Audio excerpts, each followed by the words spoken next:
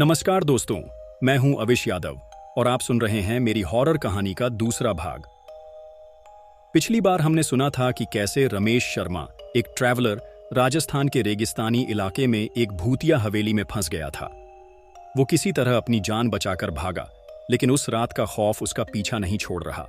आज की कहानी उस हवेली के रहस्य को और गहराई से खोलती है और बताती है कि क्या रमेश वाकई उस डरावने अनुभव से मुक्त हो पाया या वो परछाइयां अभी भी उसका पीछा कर रही हैं। तो अपनी सीट की पेटी बांध लीजिए, क्योंकि ये दास्तान और डरावनी होने वाली है। अगर आप मेरे चैनल पर नए हैं तो सब्सक्राइब करना न भूलें और इस कहानी को लाइक करें। चलिए कहानी शुरू करते हैं। रमेश बीकानेर पहुंचने के बाद कई दिनों तक सदमे में रहा।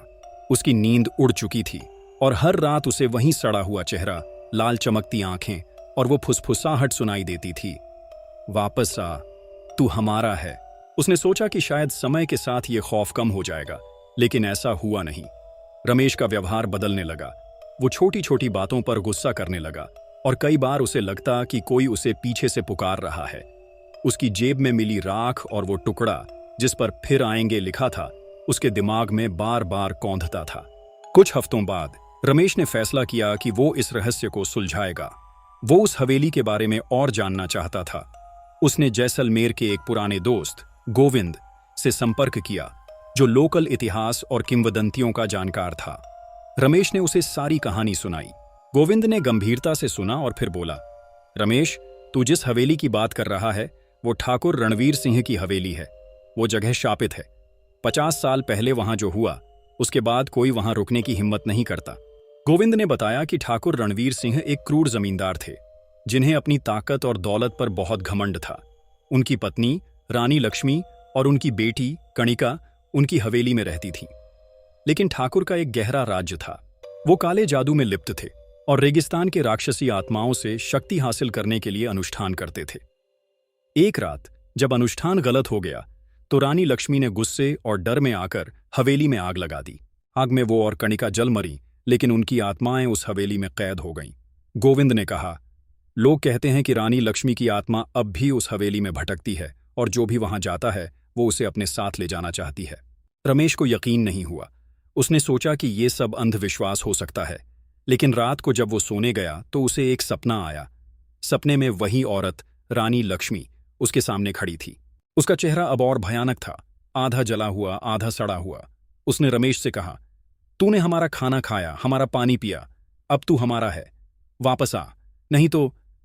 रमेश की नींद टूटी और उसने देखा कि उसके बिस्तर के पास रेत और राख बिखरी हुई थी। उसका दिल जोर जोर से धड़क रहा था। अब रमेश को लगने लगा कि वो उस शाप से मुक्त नहीं हो सकता। उसने गोविंद से सलाह मांगी। गोविंद ने उसे एक तांत्रिक, बाबा श्यामदास, से मिलने को कहा, जो रेगिस्तान के काले जादू को तोड़ने में माहिर था। रमेश अगले दिन बाबा श्यामदास के पास पहुंचा। बाबा ने उसकी कहानी सुनी और उसका चेहरा देखकर बोले, लड़के, तुझ पर रानी लक्ष्मी का साया है। उसने तुझ पर कब्जा करने की कोशिश की है। अगर तू उस हवेली वापस नहीं गया तो वो तुझे ढूंढते हुए तेरे पीछे आएगी। रमेश घबरा गया। उसने पूछा, तो अब क्या करूं बाबा? बाबा ने कहा, तुझे उस हवेली में वापस जाना होगा। वहां एक तहखाना है जहां ठाकुर का काला जादू रखा हुआ है। उसमें एक मटका है जिसमें रानी और कणिका की आत्माएं कैद हैं। उसे तोड़ना होगा, तभी ये शाप टूटेगा। बाबा ने रमेश को एक ताबीज दिया और कहा, इसे गले में पहनना और रात 12 बजे से पहले तहखाना ढूंढ लेना। रमेश डर रहा था, लेकिन उसे लगा कि अब पीछे हटने का कोई रास्ता नहीं है। उसने गोविंद को साथ लिया और दोनों उस हवेली की ओर निकल पड़े। रात का समय था और रेगिस्तान की ठंडी हवाएं फिर से डरावनी लग रही थीं। हवेली अब पहले से भी ज्यादा खंडहर लग रही थी। दरवाजा टूटा हुआ था और अंदर का माहौल ऐसा था जैसे कोई वहां इंतजार कर रहा हो। रमेश और गोविंद ने टॉर्च जलाकर हवेली में कदम रखा।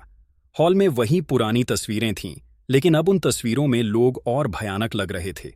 उनकी आंखें ऐसी थीं जैसे वो रमेश को घूर रही हों।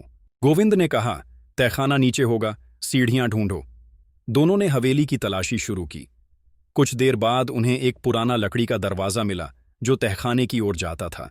जैसे ही उन्होंने तहखाना खोला, एक ठंडी हवा का झोंका आया और टॉर्च की रोशनी हिलने लगी। तहखाने में अंधेरा इतना घना था कि टॉर्च की रोशनी भी बेकार लग रही थी। नीचे उतरते वक्त रमेश को फिर वहीं फुसफुसाहट सुनाई दी। वापस आ गया। अब तू हमारा है। गोविंद ने उसका हाथ पकड़ा और कहा, हिम्मत मत हार रमेश। तहखाने में चारों तरफ पुराने बर्तन, किताबें और अजीब सी मूर्तियां थीं। बीच में एक मेज पर एक काला मटका रखा था, जिसके चारों ओर लाल धागे बंधे थे। मटके से हल्की हल्की रोशनी निकल रही थी और उसमें से फुसफुसाहटें आ रही थीं। रमेश ने हिम्मत जुटाकर मटके की ओर कदम बढ़ाया, लेकिन तभी तहखाने का दरवाजा जोर से बंद हो गया। गोविंद ने दरवाजा खोलने की कोशिश की, लेकिन वो जाम था। अचानक मटके से एक काली परछाई निकली। वो रानी लक्ष्मी थी। उसका चेहरा अब पूरी तरह जल चुका था और उसकी चीखें तहखाने में गूंज रही थीं। तूने हमें छूने की हिम्मत कैसे की? उसने चीखते हुए कहा। रमेश ने ताबीज को कसकर पकड़ा और मटके की ओर बढ़ा। परछाई ने उसका रास्ता रोकने की कोशिश की, लेकिन ताबीज की रोशनी से वो पीछे हट गई। रमेश ने मटका उठाया और उसे जमीन पर दे मारा। मटका टूटते ही एक तेज चीख गूंजी और तहखाने में रेत का तूफान उठने लगा। रानी लक्ष्मी और कणिका की परछाइयां हवा में घुलने लगीं, लेकिन जाने से पहले रानी ने कहा, ये खत्म नहीं हुआ, हम फिर आएंगे। तहखाना हिलने लगा और दीवारें ढहने लगीं। रमेश और गोविंद किसी तरह तहखाने से बाहर निकले और हवेली से भागे। बाहर निकलते ही उन्होंने देखा कि हवेली धीरे धीरे रेत में धंस रही थी। कुछ ही मिनटों में वो पूरी तरह गायब हो गई, जैसे कभी थी ही नहीं। रमेश और गोविंद ने राहत की सांस ली, लेकिन रमेश के मन में अभी भी डर था। बाबा श्यामदास ने बाद में बताया कि शाप टूट चुका है, लेकिन रानी लक्ष्मी की आखिरी बातें अभी भी रमेश को परेशान करती थीं। कुछ महीनों बाद रमेश ने ट्रैवलिंग छोड़ दी और एक सामान्य जिंदगी शुरू की, लेकिन हर बार जब वो रेत देखता, उसे लगता कि कहीं दूर से वो फुसफुसाहट फिर सुनाई दे रही है, हम फिर आएंगे।